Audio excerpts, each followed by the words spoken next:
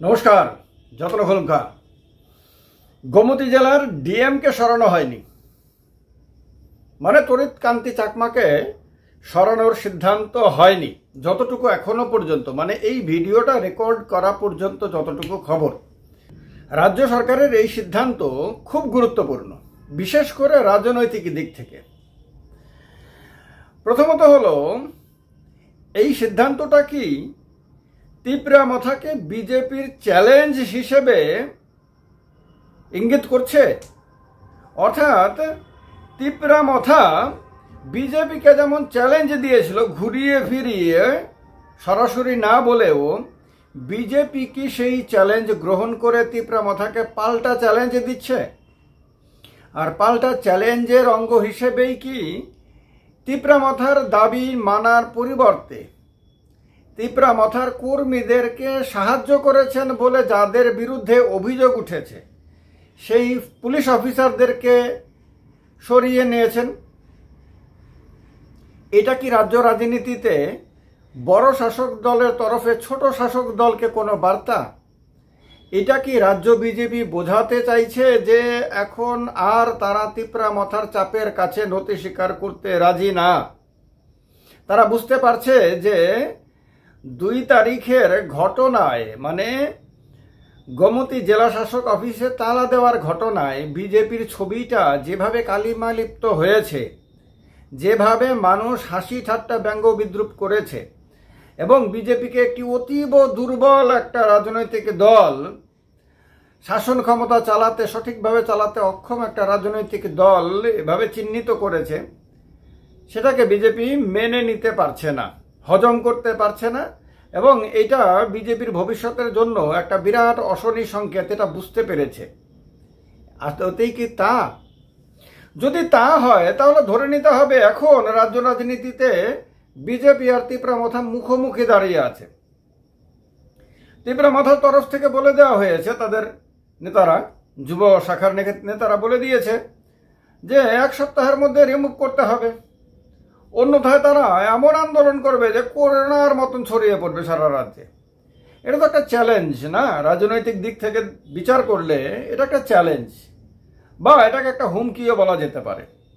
এখন বিজেপির মতন একটা দল, যে দল এই মুহূর্তে একটা সংখ্যাগরিষ্ঠ দল হয়ে সরকার চালাচ্ছে, যদি বিজেপির মধ্যে ভাঙন না ধরে তাহলে তো বিজেপির 2028 পর্যন্ত আরামসে সরকার চালানোর কথা। তাহলে তো অন্য কোনো দলের ওপরে নির্ভরশীল না থাকার কথা। তাহলে তো বিজেপি স্বয়ং সম্পূর্ণ, একক সংখ্যাগরিষ্ঠ, এটা চারটেখানি কথা না। তো একক সংখ্যাগরিষ্ঠ বিজেপি আপনার তীব্রামথার কাছে বারবার ঝুঁকে যাচ্ছে, এটা রাজ্যের মানুষ দেখছে।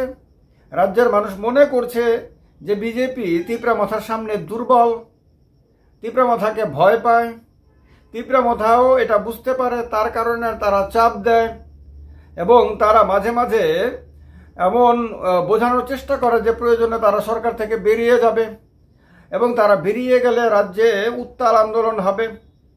আর বিজেপি কেন্দ্রে দুর্বল হয়ে যাওয়ার কারণে রাজ্যেও দুর্বল।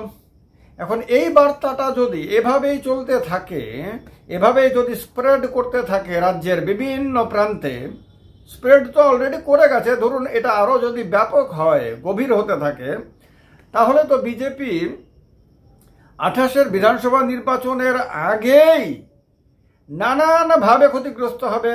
সবচেয়ে বেশি ক্ষতিগ্রস্ত হবে সাংগঠনিকভাবে।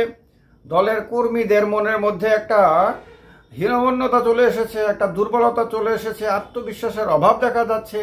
আপনি যে কোনো প্রান্তের বিজেপি কর্মীদের সঙ্গে যদি কথা বলেন নিরপেক্ষ দৃষ্টিতে, তাহলে দেখবেন যে তারা যে আত্মবিশ্বাস নিয়ে পার্টির কাজ করা শুরু করেছিল তাদের জীবনের প্রথম দিকে, এখন তার ঠিক উল্টো অবস্থা। সবাই সব জায়গা থেকে বলছে যে সংগঠনের অবস্থা ভালো না, কেউ কারোর কথা শোনে না, কেউ কাউকে পাত্তা দেয় না, যে যা খুশি তা করছে, এরকম একটা অবস্থা। অজস্র কমপ্লেইন তো সোশ্যাল মিডিয়াতেই প্রকাশ্যে বিজেপির কর্মীরা দিচ্ছে।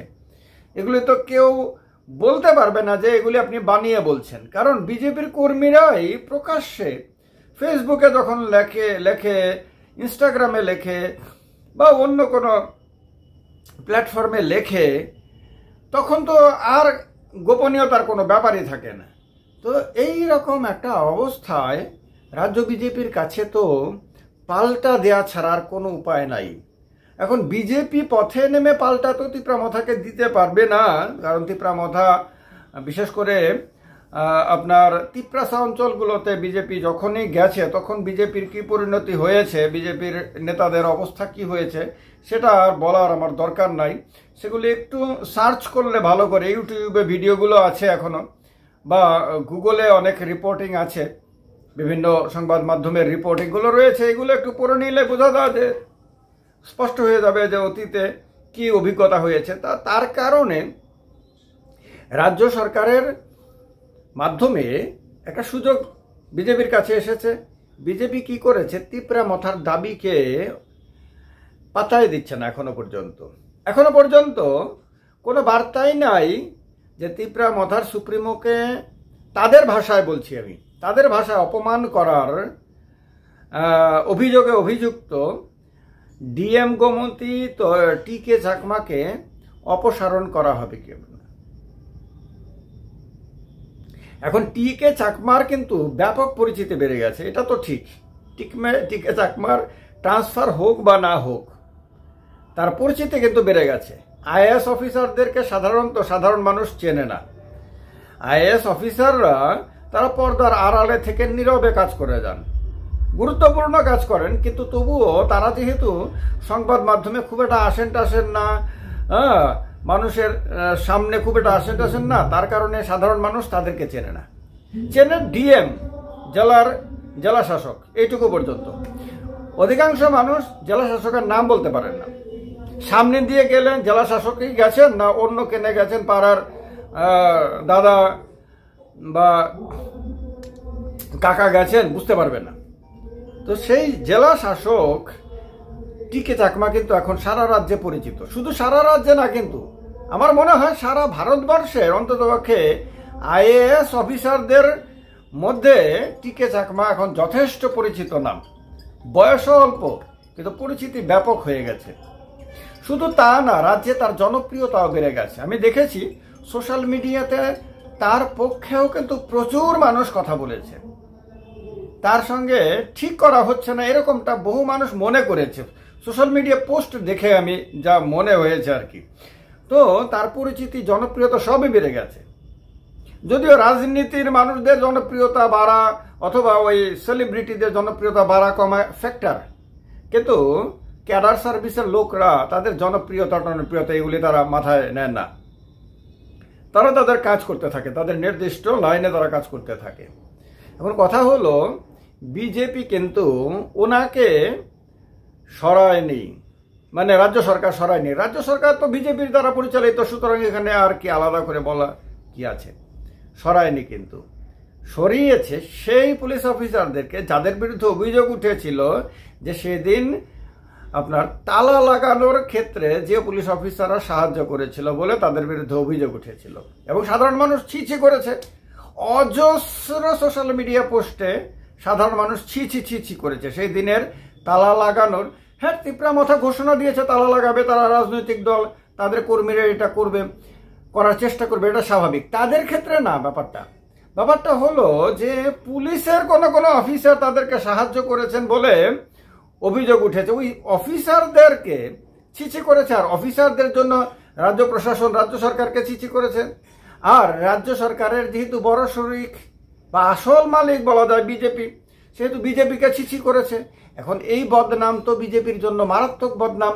এই বদনাম যদি বিজেপি না মেটাতে পারে তাহলে আগামী দিনে রাজনীতিতে বিজেপির জন্য খুব কঠিন হবে। কারণ সামনে এডিসি নির্বাচন আসছে, এরপরে আপনার চলে আসছে মিউনিসিপ্যাল নির্বাচন। এই নির্বাচনগুলো তো বিজেপিকে ফেস করতে হবে। এই নির্বাচনগুলোতে তো বিজেপিকে আপনার মানুষের কাছে যেতে হবে, মানুষকে বোঝাতে হবে, মানুষের বিভিন্ন প্রশ্নের উত্তর দিতে হবে। যদিও মানুষ খুব একটা প্রশ্ন করার সাহস দেখায় না, বিজেপির নেতা হলে মানুষ ভয় পায় সাধারণভাবে, কারণ না হলে আবার বাড়ি ঘরে কি অবস্থা হবে কে জানে। তো বিজেপির লোকরা মানুষের ভালোবাসা কতটুকু রোজগার করতে পেরেছে এটা বরং একটা বড় বিতর্কের বিষয়। কিন্তু মানুষের অনেক ভয় রোজগার করতে পেরেছে, এবং ভয় রোজগার করতে পারাটা সম্মানের না অসম্মানের, মর্যাদার না অমর্যাদার, এটা বোঝার মতন ক্ষমতা কয়জন বিজেপির নেতার আছে, এটা বরং এটাও একটা বিতর্কের বিষয় হতে পারে। তো যাই হোক, মানুষ ভয় পায়, এই কারণে হয়তো বেশি প্রশ্ন করবে না, কিন্তু চোখের চাউনিতে বোঝা যায় যে এ চোখের মধ্যে অনেক প্রশ্ন নিয়েই তারা বিজেপির নেতাদের দিকে তাকায় এবং তাকাবে। এখন এই অবস্থাটা যদি বিজেপি না পাল্টাতে পারে, বিজেপি তিপ্রামথার কাছে নতজানু হয়ে গেছে, মাথা নত করে দিয়েছে, ভয় পায়, আতঙ্কিত তিপ্রামথার সামনে। এই ইমেজটা যদি বিজেপি শুধরাতে না পারে, তাহলে বিজেপির আগামী দিনে ত্রিপুরা রাজ্যের রাজনীতি মোটামুটি সমাপ্তির পথে হয়ে যাবে। তো তার কারণেই হয়তোবা বিজেপি এটা বুঝতে পেরেছে যে মনে হচ্ছে আর কি, না হলে এত বড় সিদ্ধান্ত ডিএমকে সরায়নি, মানে তিপ্রামথার দাবিকে পাত্তা দেয়নি এখনো পর্যন্ত কোনো শাস্তিমূলক ব্যবস্থা কিচ্ছুই মানুষ শুনেছে বলে মনে হয় না, আমি তো শুনিনি। তো উল্টো তাদেরকে যারা সাহায্য করেছে বলে মানুষের দ্বারা অভিযুক্ত তাদেরকে সরিয়ে দিয়েছে। হ্যাঁ, এটাকে শাস্তিমূলক বদলি হয়তো নাও বলা হয়তো ঠিক হবে না, কিন্তু তাদেরকে তো সরিয়ে দিয়েছে।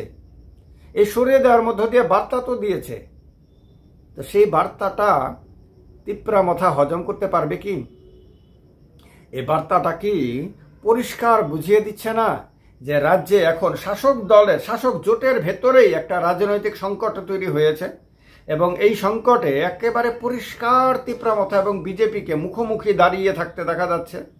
এবং এই সমস্যাটা যদি দিন দিন বাড়তে থাকে, তাহলে জোট ভেঙে পর্যন্ত যেতে পারে। তিপ্রামথা বাধ্য হতে পারে যে তার নিজের রাজনৈতিক অস্তিত্ব রক্ষার স্বার্থে বিজেপির ওপর থেকে সমর্থন প্রত্যাহার করে মন্ত্রিসভা থেকে বেরিয়ে আসতে। যদিও মন্ত্রিসভা থেকে বেরিয়ে আসতে খুব কষ্ট হবে, কারণ আছে তো, মানে মন্ত্রিত্বের একটা টেস্ট আছে, তো একটা গরম, মানে পদের একটা গরম ভাব আছে, তো কষ্ট হবে, কিন্তু তবুও হয়তো তারা বাধ্য হবে এটা করতে। আপনাদের কি মনে হয় শেষ পর্যন্ত এই স্তর পর্যন্ত যাবে? আর বিজেপি তার জন্য তৈরি, ত্রিপুরা রাজ্যের বিজেপি তার জন্য তৈরি। যদিও সাধারণ বিজেপি কর্মীরা কিন্তু তিপ্রামথার সঙ্গে জোটকে কখনোই মেনে নিতে পারেনি, এটা কিন্তু গ্রাউন্ড রিয়েলিটি মাথায় রাখতে হবে। আবার এটাও ঠিক, তিপ্রামথার সাধারণ কর্মীরাও কখনোই বিজেপির সঙ্গে জোটকে মেনে নিতে পারেনি। তারা লড়াই আন্দোলন পছন্দ করে, তারা বিজেপির বিরোধিতাকে তারা বেশি পছন্দ করে, বেশিরভাগ তিপ্রামথা কর্মী। এটা কথা বললে পরে বোঝা যায় তাদের সঙ্গে। আপনাদেরকে মনে হয় শেষ পর্যন্ত এই লড়াইটা রাজনৈতিকভাবে আরও ব্যাপক হবে? কি মনে হয় জানানোর জন্য কমেন্ট বক্সটা রয়েছে। ত্রিপুরা পলিটিক্যাল শো চ্যানেলটা যে আপনাদের চ্যানেল, বুঝতে কারো নিশ্চয়ই অসুবিধা হয় না। তার কারণে চ্যানেলটাকে লাইক তো অবশ্যই করবেন, সাবস্ক্রাইব তো অবশ্যই করবেন, কিন্তু আমার বক্তব্য হলো চ্যানেলটাকে শেয়ার করে দেবেন আরও বেশি সংখ্যক মানুষের কাছে। প্রত্যেকে যদি 5 জন করে নতুন মানুষের কাছে চ্যানেলটাকে শেয়ার করেন, তাহলে চ্যানেলটা আরও দ্রুত বাড়তে থাকবে। এটা আপনাদের জন্য ভালো, কারণ ব্যতিক্রমী আলোচনা, নিরপেক্ষ দৃষ্টিভঙ্গি নিয়ে, এটা মাথায় রাখতে হবে। হ্যাঁ, বিজেপির সমালোচনা কখনো আসে, কিন্তু বিজেপি তো শাসক দল। বিজেপির সমালোচনা না করে বিরোধীদের সমালোচনা করার কোনো অর্থ আছে নাকি? শাসক দলেরই সমালোচনা হবে, শাসক দলকে সমালোচনা হজম করতে হবে। আর এই সমালোচনার মধ্য দিয়ে যদি শাসক দল নিজেকে শুধরাতে পারে, কারণ সমালোচনা না হলে শুধরানোর কোনো সুযোগ থাকে না, এই সমালোচনা করাটাও নিরপেক্ষতাই, এটা মাথায় রাখতে হবে। তো এই কথাগুলো তো অন্য কোনো চ্যানেলে পাবেন না, তার কারণে চ্যানেলটাকে সাবস্ক্রাইব করে নেবেন। ভালো থাকবেন সবাই। যতন খলুমখা, সবাইকে নমস্কার।